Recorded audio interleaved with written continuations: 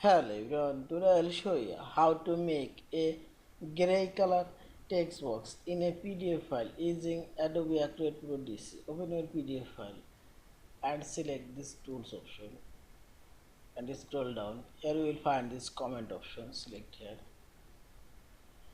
and this comment text box icon, click here and drag your mouse to your text box.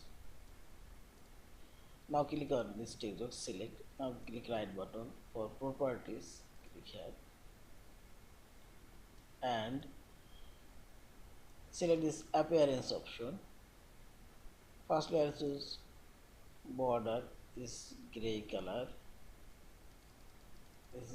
border, see this, and fill color also choose this one. There are three kinds of gray color, you can choose one of them. Now select OK and double click on this text box, type your text or paste text and see this, our gray color text box already created.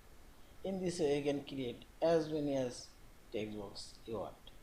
Yeah, thank you for watching. Please subscribe, like, share and comments.